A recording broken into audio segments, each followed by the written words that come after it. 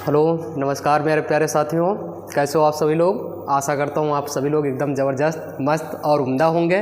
मैं पवन कुमार आप सभी का अपने ऑनलाइन प्लेटफॉर्म GGC अर्थात ज्ञान ग्रुप क्लासेस में हार्दिक स्वागत एवं अभिनंदन है।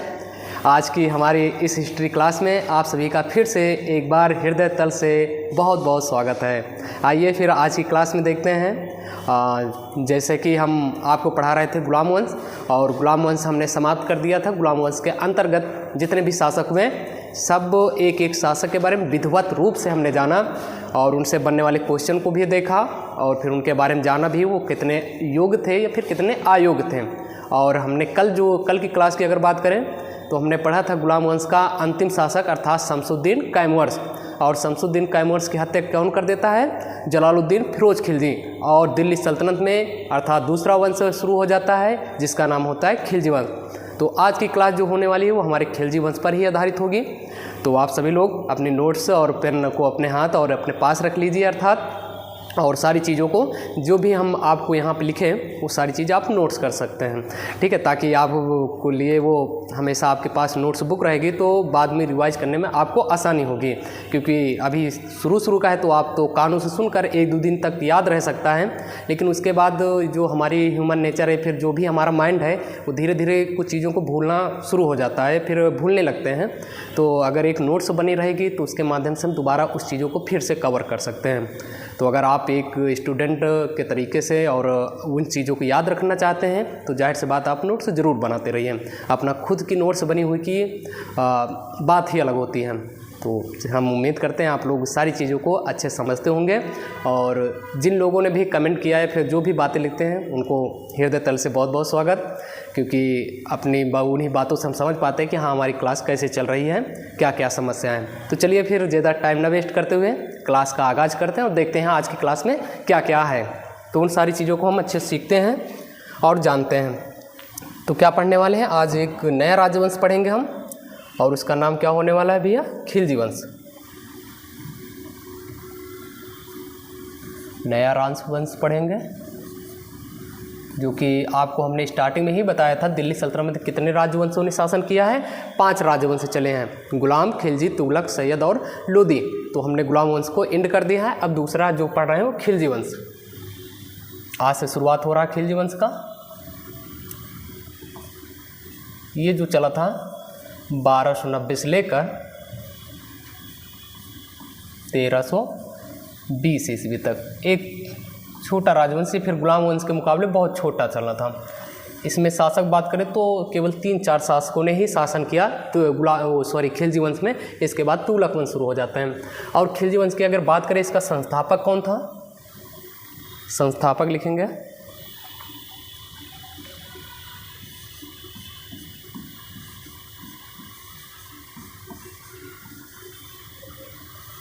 संस्थापक की बात करें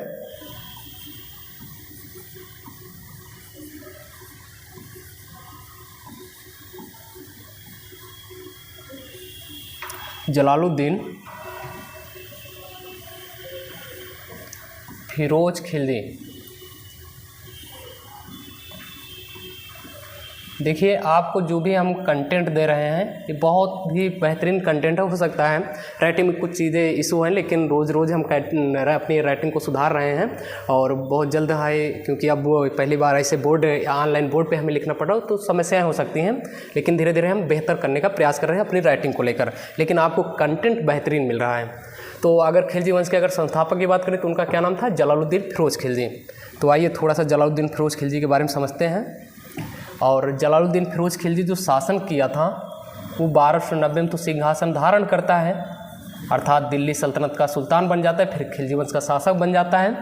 और ये जो शासन करता है 1296 ईस्वी तक, अर्थात कितने साल शासन कर पाया? 6 साल। तो देखते हैं 6 साल में इसके शासनकाल में क्या क्या घटनाएं घटी। तो सबसे पहली बात तो इसने अपनी राजधानी परिवर्तन की। जलालुद्दीन फिरोज खिलजी ने क्या किया? राजधानी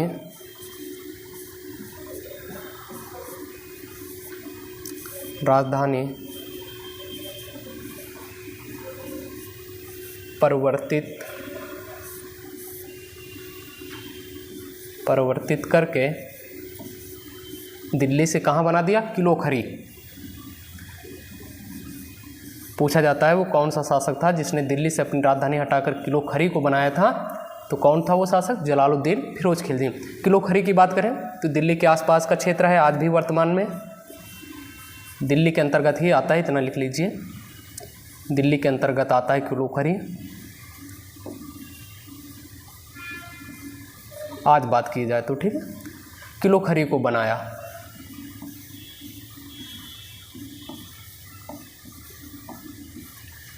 ये पहली बात, इसने अपना काम किया था राजधानी परिवर्तन। और दूसरी बात, ये बहुत ही शांत प्रिय शासक था। शांत प्रिय मतलब अर्थात इसने किसानों की ओर बहुत ध्यान दिया और हमारे शासन में या फिर हमारे राज्य में क्या क्या चीज़ें होनी चाहिए उन सब पे इसने बहुत काम किया। और शांत प्रिय इसीलिए था क्योंकि अगर इसकी उम्र की बात करें तो ये 70 साल का था। कितने साल का? 70 साल का। तो कहते हैं ना जब आदमी 70 साल का या फिर जो बहुत ज़्यादा उम्र में, तो उसको अनुभव हो जाता है। जैसे आज भी अभी आप बुजुर्गों के पास बैठे हैं तो बहुत सारी चीज़ें आपको ऐसे बताएंगे कि बेटा ऐसे करना है भविष्य में, या फिर अपने समय में ये चीज़ मत करिए, वो चीज़, क्योंकि उनके पास वो अनुभव हो चुका होता है, वो अपनी गलतियों से सीख चुके होते हैं। तो इसी तरह जलालुद्दीन फिरोज खिलजी भी था, एक शांत प्रिय शासक था। दूसरी बात करेंगे, शांत प्रिय शासक, बस अपने साम्राज्य पे ध्यान देता था, क्या चीज़ें बेहतर हैं उन चीज़ों को करना है। शांत प्रिय शासक इसलिए क्योंकि इसका उम्र का बहुत अनुभव था, फिर तजुर्बा था, 70 वर्ष का था। तो आप समझ सकते हैं जिसको अगर उम्र या फिर बहुत ज़्यादा, फिर उसे बहुत सारा तजुर्बा हो जाता है कि हाँ हमें ये चीज़ें गलत हैं, ये चीज़ें ऐसी करनी चाहिए। तो इस तरह से शांत प्रिय शासक भी था। इसकी उम्र की बात करें कितनी थी? 70 एज का था लगभग। उसके बाद देखते हैं, बस इसके शासनकाल में इतना हुआ। लेकिन अगर इसकी हत्या की बात करें, इसकी हत्या किसने कर दी या फिर इसके साथ क्या घटनाएं घटी? तो हत्या जो इसकी हत्या की थी, इसके भतीजे या फिर भतीजा भी था और रिश्ते में दामाद भी लगता था। यानी जो भी भतीजे होते थे या फिर आपने दिल्ली सल्तनत में ऐसे देखे थे, वो गुलाम भी होते थे और रिश्ते में दामाद भी होते थे। तो ये रिश्ते में इसकी जो हत्या किया था वो अलाउद्दीन फिरोज खिलजी ने किया था। अगर रिश्ते में बात करें लगता कौन था अलाउद्दीन फिरोज खिलजी? वो इसका भतीजा भी लगता था और दामाद भी था, दोनों चीज़ रिश्ते में लगता था। एक बार क्या हुआ, अलाउद्दीन खिलजी इसी के शासनकाल में कोई अभियान पे गया था और वो अभियान करके लौट रहा था। तभी ये चाचा को पत्र लिखता है कि चाचा आइए, हम आपसे मुलाकात करने चाहते हैं, हमने वहाँ पर सफल आक्रमण किया और हमें वहाँ पे जीत मिली। और जो अलाउद्दीन फिरोज खिलजी था वो एक महत्वाकांक्षी आदमी था, फिर लालची आदमी था कि किसी भी तरह हम अपने चाचा को हटाकर सिंहासन दिल्ली का बादशाह हम बनना चाहेंगे। तो वो मारने का प्लान बनाता है। तो इन्हें अपने अर्थात जलालुद्दीन फिरोज खिलजी को बुलवाता है कि आइए हम आपसे भेंट करना चाहते हैं। तो जलालुद्दीन फिरोज खिलजी तो इससे भेंट करने के लिए पहुंचता है। और कहाँ पर इन दोनों की आपसी मुलाकात होती है? जलालुद्दीन फिरोज खिलजी और अलाउद्दीन की, वो होती है कड़ा मानिकपुर, जो प्रयागराज के आसपास का क्षेत्र है, कड़ा मानिकपुर। वहाँ पर ये मुलाकात करते हैं। जब ये जलालुद्दीन फिरोज खिलजी अलाउद्दीन को गले लगाता है तो अलाउद्दीन खिलजी क्या करता है, अपना एक चाकू निकालता है और गले लगते ही टाइम अपने चाचा अर्थात जलालुद्दीन फिरोज खिलजी की हत्या कर देता है। और हत्या करने के बाद फिर से वही दिल्ली या फिर खिलजी वंश का दूसरा शासक कौन बन जाता है? अलाउद्दीन फिरोज खिलजी। तो इस तरह से ये अपने भतीजे के द्वारा मारा जाता है। तीसरी बात लिख लेंगे,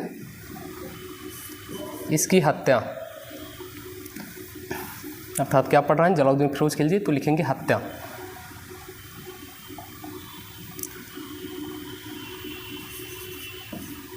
हत्या किसने किया जलालुद्दीन फिरोज खिलजी की? वो हत्या किया अलाउद्दीन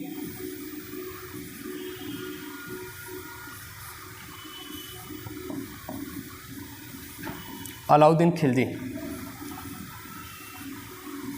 अगर रिश्ते की बात करें, रिश्ते में क्या लगता था अलाउद्दीन खिलजी? भतीजा था किसका? जलालुद्दीन का भतीजा, या फिर कह सकते हैं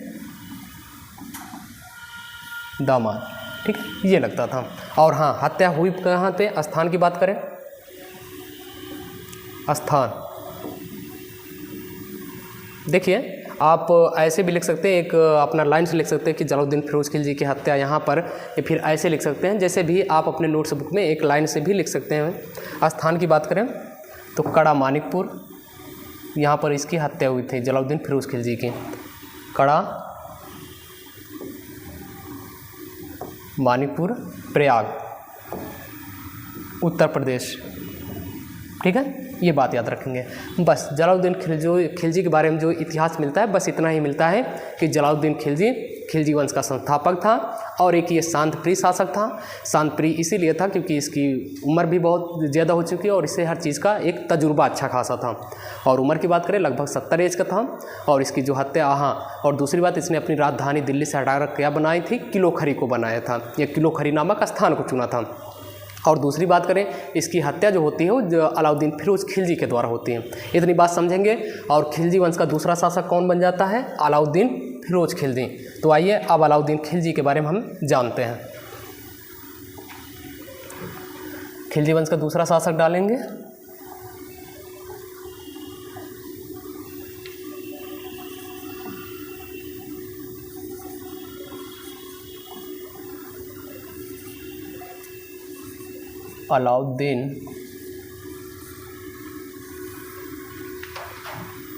अलाउद्दीन फिरोज खिलजी।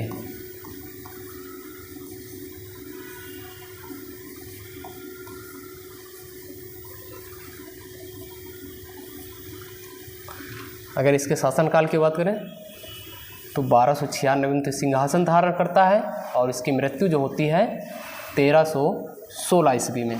यहाँ तक ये सिंहासन अर्थात सुल्तान बना रहता है।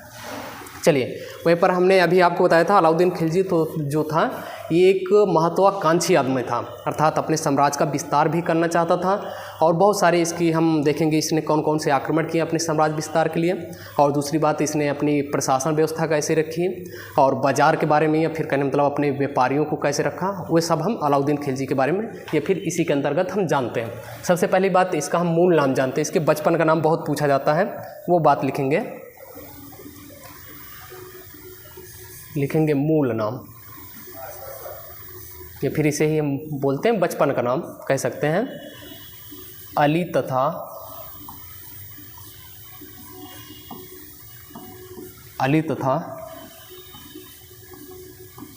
गुरसास्पो था। इसके बचपन या मूल नाम क्या था इसका, अली तथा गुरसास्पो था। अगर इसकी उपाधि की बात करें, इसने कुछ उपाधियां भी धारण कर रखी थी। उपाधि की बात करें तो सिकंदर ए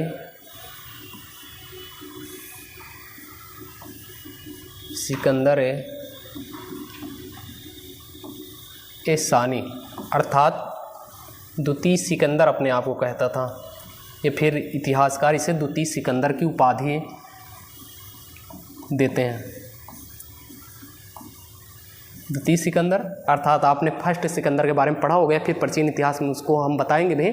फर्स्ट सिकंदर की बात करें तो एक सिकंदर था जो विश्व विजेता अर्थात विश्व विजेता का सपना देख रखा था और उसने विश्व को जीता भी पूरे विश्व पे।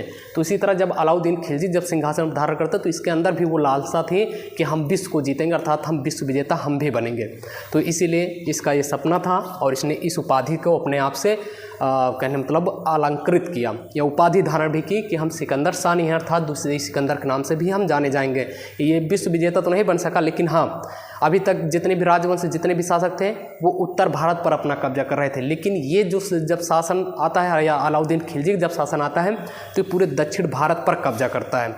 दक्षिण भारत पर कब्जा करने की बात करें किसके सहयोग से, तो इसका एक सेनापति था जिसका नाम था मलिक काफूर। लिखेंगे सेनापति का नाम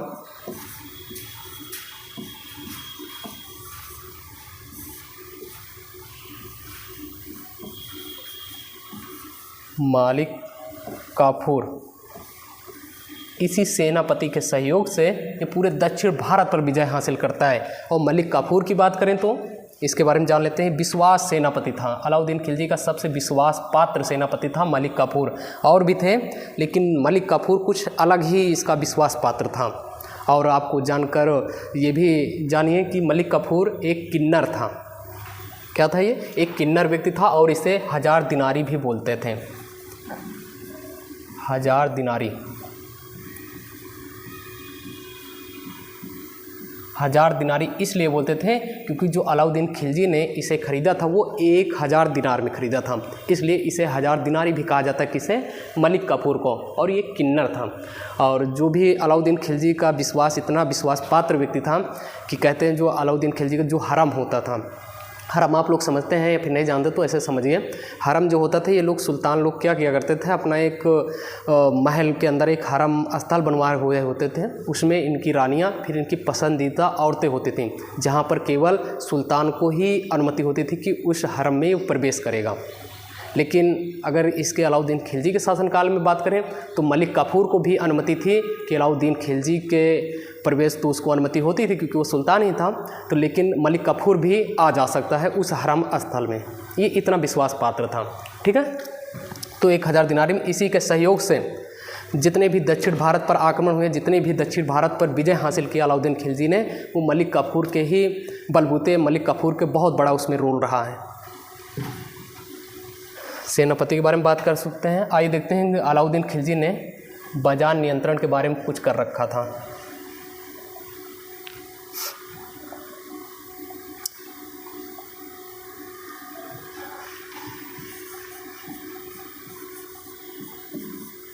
देखेंगे बाजार नियंत्रण,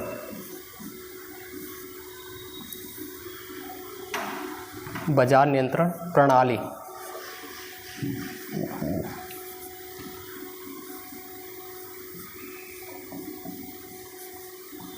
बाजार नियंत्रण प्रणाली, इसे मूल नियंत्रण प्रणाली के नाम से भी जानते हैं। मूल नियंत्रण प्रणाली कहिए या फिर बाजार नियंत्रण प्रणाली कहिए। ये बाजार नियंत्रण यानी प्रणाली की बात करें, ये क्या था कि अलाउद्दीन खिलजी अपने शासनकाल में ऐसा नियम लगा रखा था बाज़ारों को लेकर ही, फिर व्यापारियों में जो गलत नापतोल, धोखाधड़ी थी, उन सबको रोकने के लिए क्या करता था, अगर कोई भी व्यापारी, कोई भी दुकानदार किसी ग्राहक को कम सामान देता था तो जितना कम वो वजन में सामान देता था उसे दरबार में बुलाकर उतना ही उसके शरीर से मांस निकलवा लेता था। जैसे आप एग्जाम्पल में समझिए, आप कहीं पर जा रहे हैं किसी भी दुकान से, किसी भी बाज़ार में सब्जी लाने गए और आपने 1 किलो आलू ख़रीदा, लेकिन वो जो दुकानदार था उसने 1 किलो के बजाय आपको केवल 800 ग्राम ही दिया, अर्थात आपको 1000 ग्राम लेना था, लेकिन आपको उसने तौला कितना, 800 ग्राम, अर्थात 200 ग्राम आपको कम दे दिया। तो इसके बाज़ार में इसके जो गुप्तचर भी घूमते रहते थे और वो तुरंत देखते थे और पकड़ते थे। अगर वो पकड़ा जाता था या फिर उसकी गलती पाई जाती थी, रियल में वो धोखाधड़ी करता था, तो सीधा दरबार में आता था, जितना भी कम तौलता था, अर्थात 200 ग्राम आपको कम दिया तो 200 ग्राम उसके शरीर से मांस निकलवा लेता था। यानी इतनी कठिन व्यवस्था लगा रखी थी ताकि बाज़ार में कोई धोखाधड़ी, कोई सिस्टम या लोग बाग ऐसे कहने मतलब लूटपाट ना मचा सकें, सभी ईमानदारी से काम कर सकें। तो ये थी बाजार नियंत्रण प्रणाली। क्या होता था, कम तौलने पर मांस निकाल लिया जाता था। लिख लेंगे बात को। बहुत पूछा जाता है परीक्षा में कि वो कौन सा सुल्तान है, वो कौन सा शासक था जिसने मूल नियंत्रण प्रणाली या फिर बाजार नियंत्रण प्रणाली लागू कर रखी। तो क्या बताएंगे आज से हम, आंसर क्या होगा हमारा, अलाउद्दीन खिलजी। लिख लेंगे, कम तौलने पर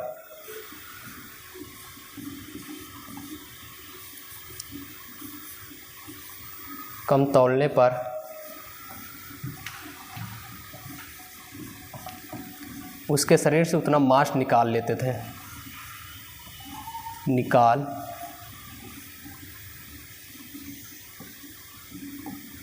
लिया जाता था। आगे लिख लेना, लिया जाता था, ठीक है। और हाँ, इसने बाज़ार में कुछ व्यवस्थाएं अच्छी चलाने के लिए कुछ नए विभाग भी बना दिए थे। नए विभाग की बात करें, नए विभाग में एक बना रखा था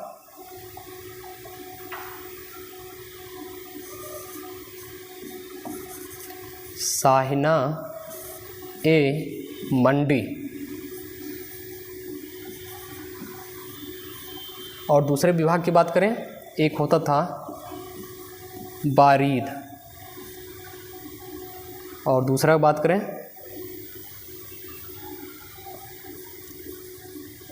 मुनियान।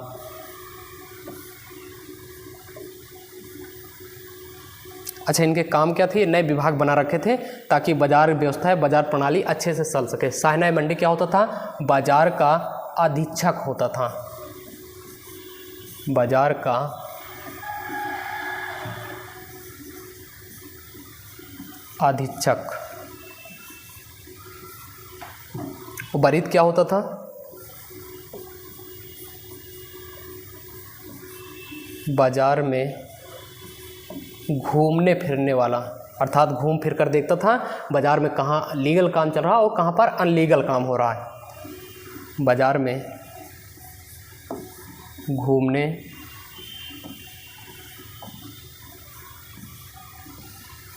फिरने वाला गुप्तचर,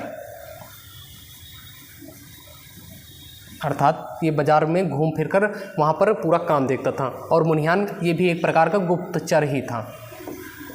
ये अपना भेष बदलकर वहाँ पर पूरा काम देखता था, कौन सा राजा के खिलाफ काम कर रहा है, फिर कौन सा अलीगल काम करता था। ये कुछ नवीन पद थे, किसके लिए बना रखे थे? बाजार नियंत्रण प्रणाली को सुचारू रूप से चलाने के लिए। ठीक है, उम्मीद करते हैं ये सारी चीज़ें आप समझ पाए होंगे। ये फिर बाजार नियंत्रण या मूल प्रणाली नियंत्रण क्या थी आपके समझ में अच्छे से आया होगा। कम तोलने पर मांस निकाल लिया जाता था और उसके लिए नवीन पद बना रखे थे। आगे फिर देखते हैं।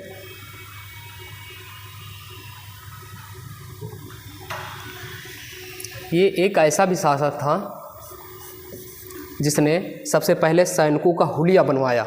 सैनिकों को हुलिया की बात करें, जैसे सैनिकों की लंबाई चौड़ाई पर ध्यान दिया कि अगर हमारी सेना में कोई भी सैनिक शामिल होगा या फिर हमारी सेना जो भी होगी उसमें एक लंबाई रखी जाएगी कि हाँ इतनी हाइट वाले, जैसे आजकल होता है ना सेनाओं में या फिर आप कहीं भी मिलिट्री के किसी भी सर्विस में जाते तो आपकी एक हाइट रखी जाती है कि हाँ इतने हाइट वाले ही अर्थात पुलिस में या फिर कहीं भी शामिल हो पाए। तो इसने ही ये नियम शुरू कर रखे थे कि हाँ इतनी हाइट वाले हमारे सेना में शामिल होंगे, अर्थात वो सैनिक बनाए जाएंगे।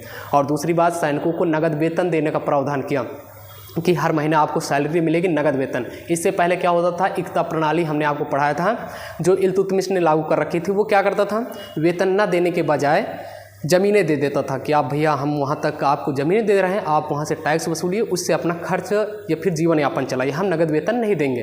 लेकिन जब से ये आए नगद वेतन देने का काम किया और सैनिकों का हुलिया बनवाया, अर्थात उनकी लंबाई चौड़ाई, उनकी कद काठी, उनके लिए ड्रेस अलाउ कराए।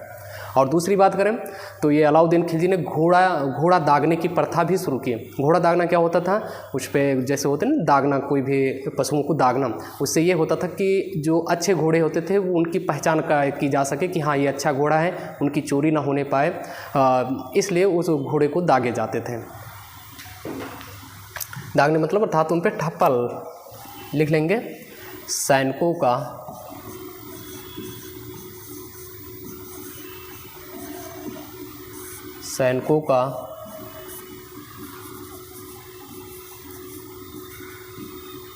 हुलिया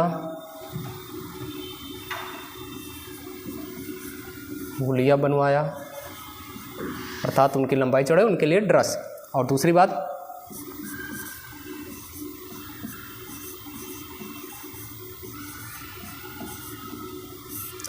सैनिकों को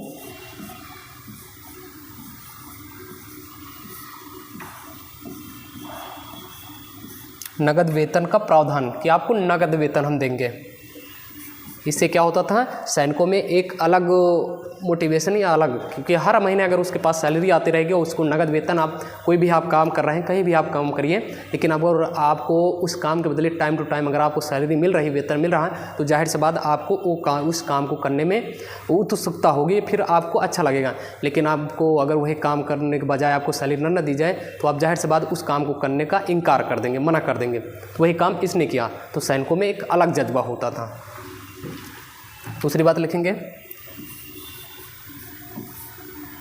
घोड़े दागने की प्रथा शुरू की है।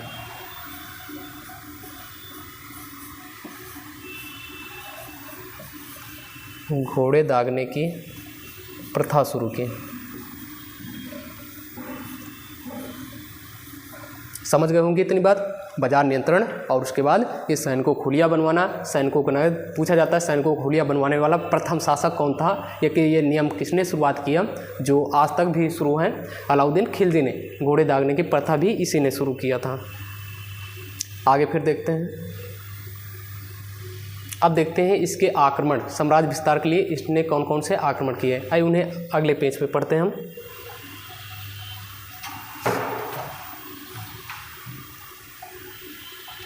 लिखेंगे,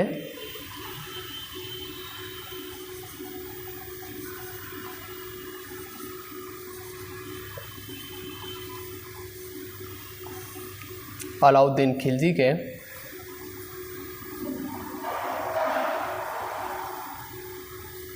के आक्रमण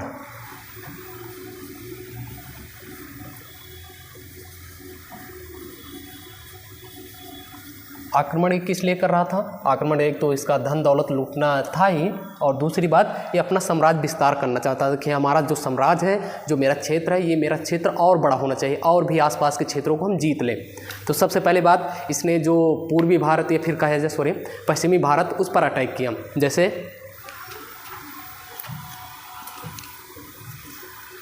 सबसे पहली बात लिखेंगे, पहली घटना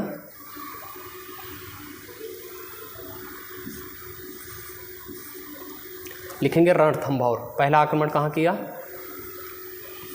ये देखो बहुत सारे आक्रमण, लेकिन हम प्रसिद्ध वाले केवल आपको बता रहे हैं। रणथंभौर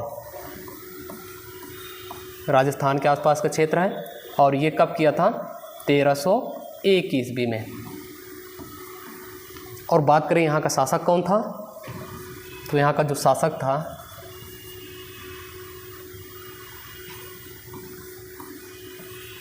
हमीर देव को हराया। यहाँ का शासक कौन था? हमीर देव को हराया। यहाँ पर आक्रमण किया, और इस तरह से ये रणथंभौर को अपने कब्जे में कर लेता है। क्लियर? दूसरा आक्रमण देखते हैं।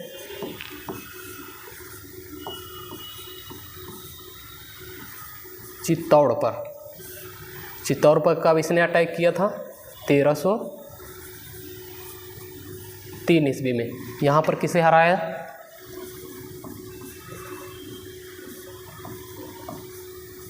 राजा रतन सिंह को।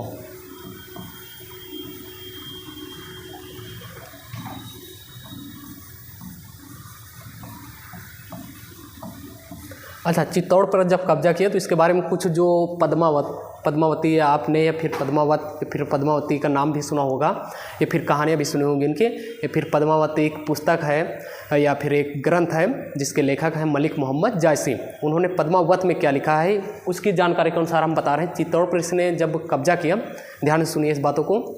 चित्तौड़ पर जब इसने कब्जा किया तो चित्तौड़ पर कब्जा करने का इसका इरादा लोग बताते हैं, पद्मावत में लिखा हुआ है कि रानी पद्मावती को प्राप्त करना चाहता था। ये रानी पद्मावती कौन थी, तो इनके बारे में सुनिए।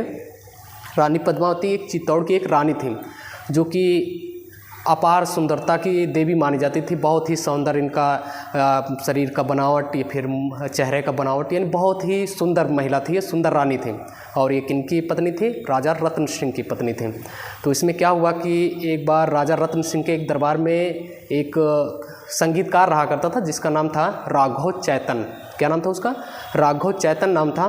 तो एक तो ये संगीतकार था, और दूसरी बात ये थोड़ा सा जादू टोना है, फिर काली शक्तियाँ के बारे में भी जानता था। तो कुछ अन्य दरबारियों ने राजा रतन सिंह को बताया कि जो ये राघव चेतन है, ये इसके पास काली शक्ति का या फिर किसी को वश में करने का जो भी तरीका होता है, वो सब चीज़ के बारे में जानता है। तो राजा रतन सिंह का कहा हम अपनी आंखों से देखेंगे तो इस पर विश्वास करेंगे।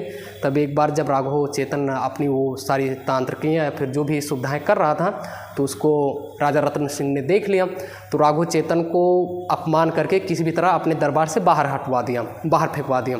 तो राघव चेतन ने उसके मन में इतनी अपमान तरीके से उसे दरबार से बाहर होने में ठेस पहुंची, और उसने ठान लिया कि हम चित्तौड़ को तहस नहस कर ही मानेंगे। तो सबसे पहले वो तो सोचता है कि हम जाते हैं दिल्ली के सुल्तान से मिलते हैं, अर्थात अलाउद्दीन खिलजी से मिल के उससे आक्रमण करवाते हैं वहाँ पर। लेकिन कहा इतना तो आसान है नहीं किसी सुल्तान से मिलना।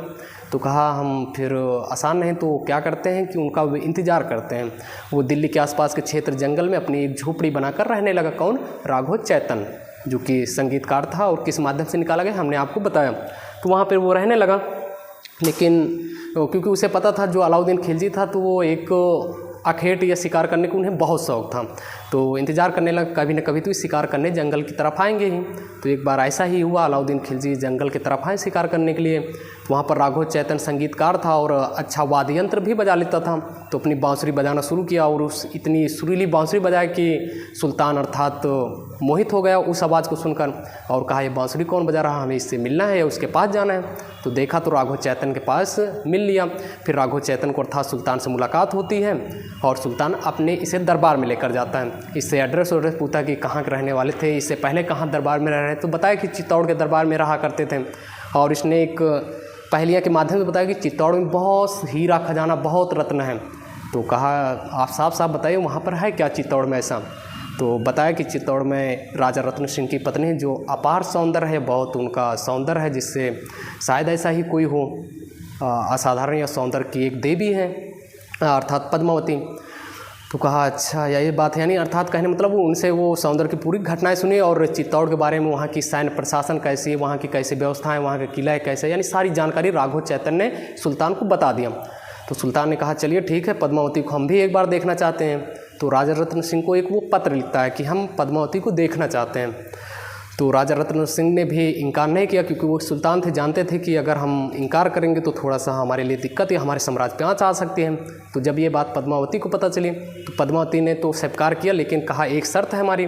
कहा शर्त ये है कि हम जो अपना चेहरा दिखाएंगे वो आईने अर्थात दर्पण में ही सुल्तान हमारा चेहरा देख सकेगा, क्योंकि राजपूताने घराने में ये होता था कि अपना चेहरा किसी अन्य पुरुषों को नहीं दिखाया जा सकता था। तो वहाँ हम अपना जो भी चेहरा दिखाएंगे वो दर्पण में दिखाएंगे, अर्थात सुल्तान जो देखेगा वो दर्पण के माध्यम से ही हमारे चेहरे को देख पाएगा। तो सुल्तान ने और कहा सभी के सामने, अर्थात ऐसा नहीं होगा कि हम अकेले सुल्तान हमसे देखेगा, नहीं, दर्पण में देखेगा और वो सभी के सामने, उसमें आप भी उपस्थित रहेंगे अर्थात राजा और उनके सारे सैनिक सेनापति सभी उपस्थित रहेंगे। तो सुल्तान ने बात स्वीकार कर लिया, कहा ठीक है हम दर्पण में ही देखना स्वीकार करेंगे। तो ये बात जब स्वीकार हो गई तो उसे दर्पण में देखने के लिए वो आता है, अर्थात चित्तौड़ पे आता है। तो जब उसके सामने दर्पण रखा जाता है तो देखता है, तो देखकर फिर जाने लगता है। तो राजा रत्न सिंह भी उसे छोड़ने के लिए महल से बाहर निकलते हैं कि हम भी जाते हैं, इसको शिविर तक छोड़ कर आते हैं। जब ये छोड़कर जा रहे थे, राजा रत्न सिंह इसे छोड़ने जा रहे थे, तो ये धोखेबाजी से राजा रत्न सिंह को बंदी बना लेता है और बंदी बनाकर अपने क्षेत्र लाता, अर्थात दिल्ली सल्तनत या अपने दिल्ली में लाकर आता है और कहता है, अब एक प्रस्ताव रखने लगता है कि राजा रत्न सिंह को हम तभी रिहा करेंगे जब रानी पद्मावती को हमें सौंप दिया जाएगा। अब ये तो बहुत बड़ी दिक्कत की बात थी। तो रानी पद्मावती ने और इनके जो, अब तो राजा रत्न सिंह अर्थात किसके कब्जे में जा चुके थे, सुल्तान के कब्जे में, या फिर अलाउद्दीन ने उन्हें बंदी बना लिया था। तो रानी पद्मावती को भी अर्थात राजा रत्न सिंह को छुड़वाना था और उसका यही प्रस्ताव था कि पद्मावती को हमें सौंप दीजिए, तब हम राजा को रिहा करेंगे, ये फिर अपने कैद से छोड़ देंगे। तो रानी पद्मावती के दो सेनापति भी थे जिनका नाम था गोरा और बादल।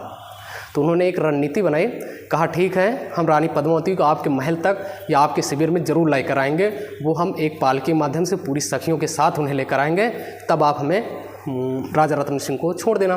तो सुल्तान ने कहा ठीक है आप उन्हें हमें सौंप दीजिए, हम इन्हें रिहा कर देंगे। और वो पालकियाँ तैयार हुई, लगभग 150 और 200 पालकियाँ बनी और उस पालकियों में बैठकर अर्थात सुल्तान के शिविर तक ले जाया गया। और जैसे ही वो पालकियाँ वहाँ तक पहुँची, राजा रत्न सिंह को लगा कि क्या मुझे छुड़वाने के लिए रानी पद्मावती को सौंपना पड़ गया। तो जैसे ही देखा वहाँ पर, लेकिन उस पालकियों में कोई औरत रानी पद्मावती ना होकर वहाँ पर सभी योद्धाओं से भरी हुई वो पालकियाँ थीं। अर्थात जैसे ही वो पालकी में से पूरे सैनिक निकले और एक अच्छे खासे योद्धा निकले और वहाँ पर एक पल में ही पूरी खिलजी की सेना पर आक्रमण कर दिया। और आक्रमण करने के बाद राजा रत्न सिंह को छुड़वाया अर्थात उसी आक्रमण में, और छुड़वाने के बाद वापस चित्तौड़ की ओर सभी वापस लौटने लगे, वापस भागने लगे। लेकिन उसी में जो गोरा सेनापति था, जो गोरा और बादल नाम के दो सेनापति थे, उसमें जो गोरा था वो वीर गति को प्राप्त हो जाते हैं। लेकिन अंततः राजा रत्न सिंह सकुशल अपने चित्तौड़ वापस आ जाते हैं। अब इस बात से खिलजी अर्थात सुल्तान बहुत आघात होता है और उसे पूरी तरह से वो चित्तौड़ पर आक्रमण करने के लिए और आक्रोश से भर जाता है कि अब किसी भी तरह हमें चित्तौड़ पर पूरा कब्जा करना है। तो क्या करता है, वो अपनी बहुत बड़ी विशाल सेना इकट्ठा करता है और चित्तौड़ पर आक्रमण करने के लिए चित्तौड़ के किले पर पहुंच जाता है, अर्थात राजा रत्न सिंह के महल पर। और जब चित्तौड़ पहुंच जाता है तो राजा रत्न सिंह, क्योंकि जो महल होते थे वो एक मजबूत दीवारी से बने होते थे, चारों तरफ से यानी बाउंड्री से घिरे होते थे। ऐसा नहीं होता था बहुत बड़ा सा गेट होता था, आप उस महल के भीतर नहीं जा सकते थे, बहुत ऊंची ऊंची दीवारें होती थी। वो पूरा द्वार बंद कर लिया गया और कम से कम वो द्वार को नहीं खोला गया, पूरा महल के भीतर सारी व्यवस्थाएं थी। लेकिन जब वो द्वार नहीं खुला अर्थात किले के भीतर सुल्तान की सेना सुल्तान जाने में असमर्थ रहा, तो सुल्तान ने एक प्लान बनाया कि हम इसी किले के बाहर घेराबंदी करेंगे और तब तक घेराबंदी रहेगी जब तक ये अपने द्वार या अपने महल का द्वार न खोल दें। और वो घेराबंदी लगभग 7 या 8 महीने चली और 7-8 महीने जब इतनी लंबी घेराबंदी चली, तो इतनी लंबी घेराबंदी में जो भी महल के भीतर जो भी राशन पानी था या जो भी खाद्य सामग्री थी वो धीरे धीरे असमाप्त होने लगी या समाप्त होने लगी या ख़त्म हो चुकी थी पूरी तरह। जब ख़त्म हो चुकी तो मजबूरन राजा रत्न सिंह को द्वार खोलना पड़ा और सुल्तान की सेना से आक्रमण या सुल्तान की सेना से युद्ध करना पड़ा। जब युद्ध होते हैं तो बहादुरी के साथ राजा रत्न सिंह उसी में लड़ते हुए अर्थात वीर गति को प्राप्त होते हैं। जब इधर लगता है रानी पद्मावती और भी जो भी उनके साथ जो भी सखियां थीं उन सबको लगता है कि अब तो चित्तौड़ के पुरुष अर्थात सुल्तान से पराजित हो रहे हैं या फिर सुल्तान से मारे जा रहे हैं, सुल्तान की सेनाओं से वो मारे जाएंगे, बचेंगे नहीं। तो ये लोग क्या करती हैं, रानी पद्मावती अपने और भी 16,000 ऐसा बताते हैं पद्मावत ग्रंथ में 16,000 सखियों के साथ अपना एक अग्निकुंड होता था महल में और उसी में कूदकर अपने आप को जौहर कर लिया। जौहर आप लोग जानते ही हैं कि अग्निकुंड में होता था और इसी में अपने आप को आत्मदाह कर लिया कि अर्थात हमें दुश्मन के हाथ लगने से बजाय हम अपने आप को अग्नि के हवाले कर देंगे, वो ज़्यादा हमारे लिए सम्मान या आन या शान की बात होगी। तो इस तरह से रानी पद्मावती अपनी 16,000 रानियों के साथ जौहर कर लिया। जब सुल्तान या खिलजी या अलाउद्दीन खिलजी जैसे ही पूरा युद्ध जीतने के बाद किले के अंदर प्रवेश करता है तो उसे मात्र राख और हड्डियों के सिवाय उस महल के भीतर कुछ नहीं मिलता। अर्थात जिसके लिए वो इतना लंबा संघर्ष किया रानी पद्मावती को प्राप्त करने के लिए, वहाँ पर जब वो जैसे ही वो भीतर एंट्री करता है केवल राख और हड्डियों से वो कुछ नहीं पाता। तो इस तरह से रानी पद्मावती एक भारत की आन बान शान का गरिमा बनाते रहते हुए अपने आप को जौहर करना स्वीकार किया। तो ये जो भी वर्णन था ये पद्मावत ग्रंथ में मिलता है जिसके रचनाकार मलिक मोहम्मद जायसी थे। तो इस तरह से चित्तौड़ पर उसने हमला किया और राजा रत्न सिंह को हराया। अब दूसरा देखते हैं, तीसरे की बात करें। तीसरा कहाँ पे अटैक किया था इसने, मालवा पर। और मालवा को जो किया था 1305 ईस्वी में। ठीक है, राजा रत्न सिंह को हमने आपको बताया चित्तौड़ की पूरी घटनाएं किस वजह से या किस लालसा से इसने चित्तौड़ पर आक्रमण किया था। मालवा की बात करें तो यहाँ के मालवा के शासक थे महलक देव। महलक देव को हराया।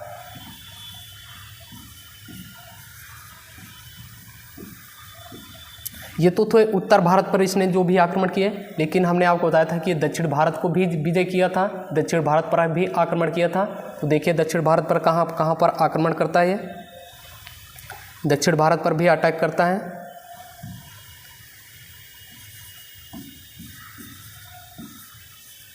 दक्षिण भारत पर, दक्षिण भारत पर अगर सबसे पहले बात करें देवगिरी,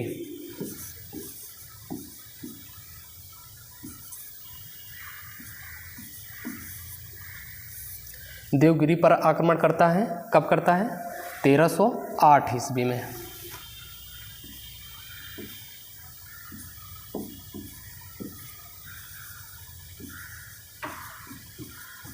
यहाँ पर जो शासक कर रहे थे वो यादव साम्राज्य अर्थात यादवों को हराया।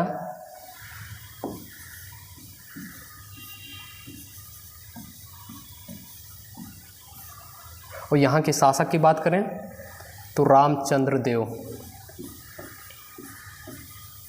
रामचंद्र देव को हराया। और इनको हराने के बाद वहाँ का जागीरदार बना दिया कि आप तो जागीरदार बन जाइए, या फिर बना दिया गया, लेकिन आपको जो भी काम करना होगा, जो भी चीज़ें करनी होगी सुल्तान के अंतर्गत, सुल्तान के शरणागत रहकर ही काम करना होगा। तो वहाँ का जागीरदार बना दिया, हरा कर क्या बना दिया, जागीरदार,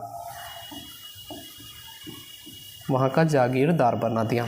इसके बाद ये अटैक करता है वारंगल अर्थात तेलंगाना की तरफ पड़ता है, लिखेंगे वारंगल।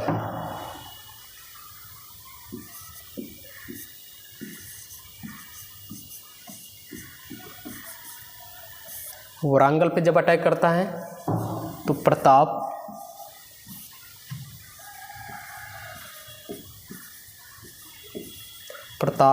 रुद्रदेव को हराकर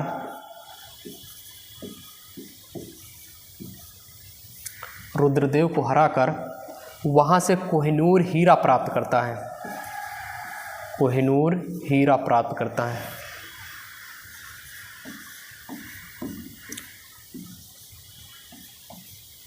हीरा आप लोग जानते होंगे, है कि नहीं। कोहिनूर हीरा प्राप्त करता है कहाँ को, यानी अर्थात वारंगल के शासक थे प्रताप रुद्रदेव को हराकर कोहिनूर हीरा प्राप्त करता है। क्लियर, इतनी बात। फिर उसके बाद जो भी वहाँ पर कुछ पांडे वंश चल रहे थे उन सबको भी हराया, लिख लेंगे।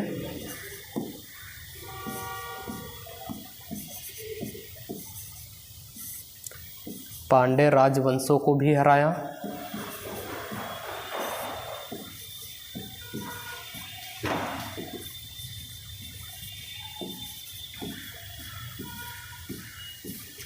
इस तरह से इसके आक्रमण थे। जैसे उत्तर भारत में हमने आपको फेमस आक्रमण बता दिए और दक्षिण भारत में फेमस आक्रमण बता दिए, है कि नहीं। तो ये इसके प्रमुख आक्रमण थे।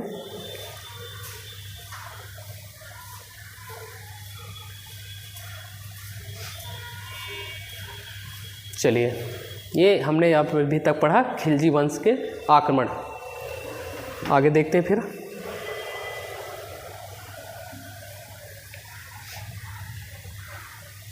चलिए, इसने कुछ कैर यानी टैक्स लगा रखे थे। क्या लगा रखे थे इसने, कुछ टैक्स लगा रखे थे। जैसे कर की बात किया जाए, कर या फिर टैक्स।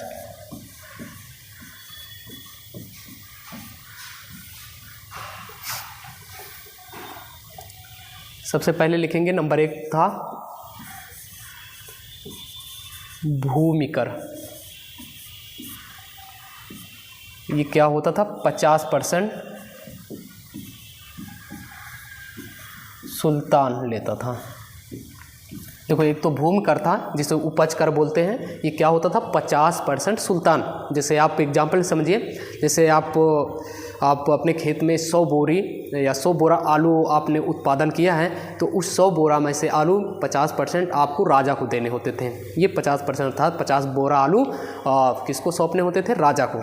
ठीक है, ये भूमि कर। आप इसी एग्जाम्पल से माध्यम कुछ भी होता था, अर्थात उसका आधा आपको राजा को देना पड़ता था। दूसरा था खुम्स।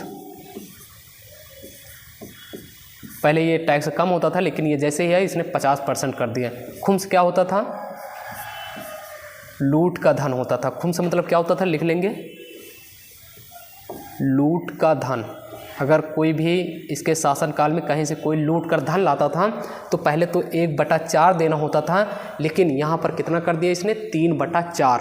कि अगर कहीं से आपने कोई भी हिस्सा, जैसे आप कहीं से अगर 100 रुपये लूट कर लाए हो तो उसमें से 75 मेरा होगा, 25 तुम्हारा होगा। पहले क्या होता था, 25 अर्थात राजा को होता था, 75 सैनिकों को होता था। लेकिन इसके शासनकाल में कहा 75 मेरा होगा, 25 तुम्हारा होगा। अर्थात इसने खुम्स धन को बढ़ा दिया। खुम्स को 1/4 से बढ़ाकर कितना कर दिया, बढ़ाकर 3/4 कर दिया। अर्थात खुम्स मतलब लूट का धन। इसने कुछ 2 नवीन कर भी लगाए थे। नवीन मतलब अर्थात नए कर भी शामिल किए थे। जैसे एक था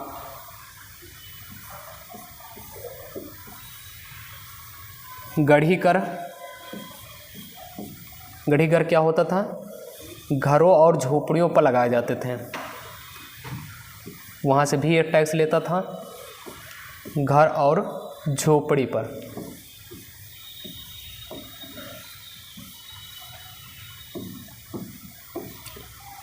या वहीं पर एक चौथे कर की बात करें, चराई कर।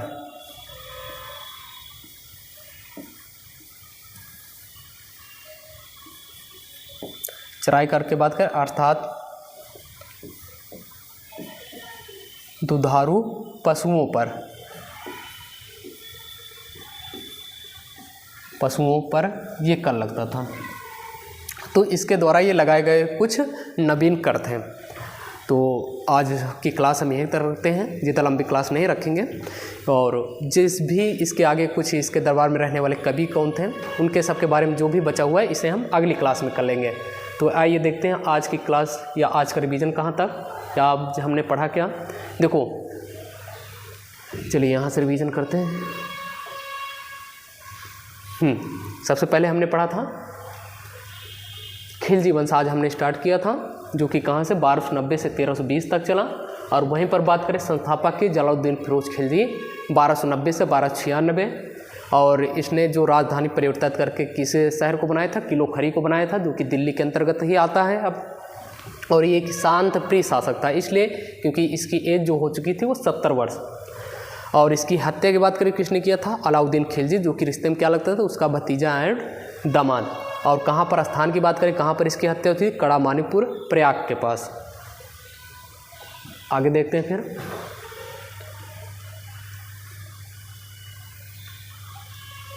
आइए देखते हैं फिर अलाउद्दीन खिलजी दूसरा शासक बनता है खिलजी वंश के अंतर्गत। इसके शासनकाल की बात करें तो 1296 से लेकर 1316 तक होता है। और इसके बचपन या मूल नाम की बात करें तो अली तथा गुरसाज था। उपाधि की बात किया जाए तो सिकंदर ए सानी की उपाधि धारण, अर्थात अपने आप को द्वितीय सिकंदर कहता था। और सेनापति इसके जो था मलिक काफूर, ये एक किन्नर भी था और इसे 1000 दिनारी में खरीदा गया था, इसलिए इसे 1000 दिनारी के नाम से भी जानते थे।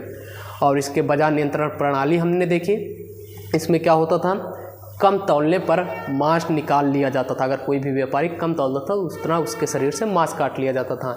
और इसने बाजार नियंत्रण को सुचारू रूप से चलाने कुछ नवीन विभाग भी बनाए, जैसे साहना ए मंडी, ये क्या होता था, बाजार का अधीक्षक होता था। एक होता था बारीद, ये क्या होता था, बाजार में घूमने फिरने वाला गुप्तचर, यानी बाजार में सब कुछ सही सलामत चल रहा है या नहीं। फिर एक मुनिहान हो रखा था जो इसका गुप्तचर होता था, सारी न्यूज़ देता था। हाँ, और दूसरी बात, इसने सैनिकों का हुलिया बनवाया, सैनिकों को नगद वेतन देने का प्रावधान किया, घोड़े दागने की प्रथा भी इसी शासक ने शुरू किए थे। फिर उसके बाद हमने इसके आक्रमण देखे।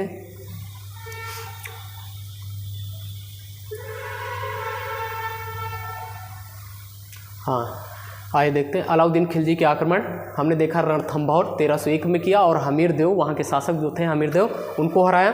फिर हमने दूसरा पढ़ा चित्तौड़ की घटना। चित्तौड़ की हमने देखी, रानी पद्मावती को प्राप्त करना चाहा, लेकिन उन्होंने जौहर करना स्वीकार किया, अर्थात इसके हाथ लगी नहीं, इसे राख और हड्डियों के सिवा वहाँ कुछ नहीं मिला। चित्तौड़ में राजा रतन सिंह को हराया। और मालवा में बात करें 1305 ईस्वी में महलक देव को हराया। फिर इसने दक्षिण भारत पर भी अटैक किया, वहाँ के यादवों साम्राज्य को हराया। रामचंद्र जो कि वहाँ का उसने जागीरदार बना दिया हराने के बाद 1308 ईस्वी में। और वारंगल पर अटैक किया, वहाँ के शासक प्रताप रुद्रदेव को हराकर कोहिनूर हीरा प्राप्त किया। और फिर पांडे राजवंशों को भी हराया। और इसके कुछ कर या फिर टैक्स हमने पढ़े। भूम कर की बात करें तो ये बढ़ाकर अपना जो भूम कर, इससे पहले जो भी सुल्तान थे वो कम लेते थे, लेकिन इसने अपने शासनकाल में कितना कर दिया था, 50% सुल्तान का हिस्सा, यानी सुल्तान का हिस्सा होता था। और खुम्स मतलब लूट का धन, पहले 1/4 से बढ़ाकर इसने कितना कर दिया, 3/4 कर दिया। और गढ़ी कर अर्थात घरों और झोपड़ियों पर एक लगाया जाने वाला कर था। और चराई कर ये दुधार पशुओं पर लगाया जाने वाला कर था। तो ये थे अलाउद्दीन खिलजी के बारे में। अलाउद्दीन खिलजी लगभग यहीं पे समाप्त होते हैं, या फिर जो भी इसके दरबारी कवि हैं उनके बारे में हम कल की क्लास में कर और कल आपको खिलजी वंश समाप्त करके हम एक नया राजवंश प्रारंभ कर देंगे, तुगलक वंश, क्योंकि हम 1316 तक पहुंच चुके हैं, मात्र 4 साल की और घटना बची हुई है। ठीक है, तो इस तरह से इसके जो भी शासक हुए वो सभी के सभी आयोग थे। उनको एक छोटी सी क्लास है, अर्थात कल की क्लास में पूरा खिलजी वंश आपका समाप्त हो जाएगा। फिर एक नया वंश हम पढ़ना शुरू कर देंगे, तुगलक वंश, उसके बारे में जानेंगे। और खिलजी वंश की आज की क्लास कैसे लगी आप लोग हमें कमेंट बॉक्स में इस चीज़ का रुझान ज़रूर देंगे। तो ये आज की हमारी हिस्ट्री क्लास, मिलेंगे कल फिर से एक नई उमंग के साथ, नई ऊर्जा के साथ, और नई चीज़ों को विस्तार रूप से फिर से जानने का प्रयास करेंगे। और अच्छे से सारी चीज़ों को हम सीखते हुए एक दिन हम देखेंगे कि हाँ, हमारा जो सिलेबस हमारे अंतर्गत पढ़ाया जा चुका, आप उसमें महारथी हैं, अर्थात आप सारी चीज़ों को अच्छे से सीख चुके हैं और सारी चीज़ों को आप कर पाएंगे। यहाँ से पूरी चीज़ें जैसे भी अभी तो हमने शुरुआत किया, धीरे धीरे जब भी हम इन चीज़ों को, सारी चीज़ों को कलर किए पूरा कर लेंगे, आपसे यहाँ से बनने वाले क्वेश्चन कहीं नहीं जाने वाले, सब कुछ यहीं से मिलने वाला है। तब फिर आज की क्लास यहीं तक, आपसे हम आज्ञा चाहते हैं, फिर आज की क्लास का एंड करते हैं। तब तक के लिए आप लोग सभी लोग मस्त रहना, अपना ख्याल रखना और अपने आसपास जो भी लोग हों अपने परिवार के उन सभी का भी ध्यान रखना और ख्याल रखना। मिलते हैं कल फिर आपसे इसी मंच पे अर्थात जीजी से। हाँ, और जो व्यक्ति नए हैं वो अगर वीडियो अच्छा लगा तो जैसे भी ठीक है, उनका मन है लाइक करें या फिर कमेंट करें, जैसा भी है। और नहीं, दूसरी बात, अगर आप चैनल पर नए हैं और आप अपनी एक तैयारी को बनाना चाहते हैं अपनी अच्छी ढंग से, तो हमारे इस चैनल को सब्सक्राइब ज़रूर कर लें, ताकि हर चीज़ को और भी सब्जेक्ट की वीडियो या और भी सब्जेक्ट की क्लासें आपको सुचारू रूप से या अच्छे तरीके से मिल पाएंगे। तब तक के लिए फिर नमस्कार, जय हिंद, जय भारत।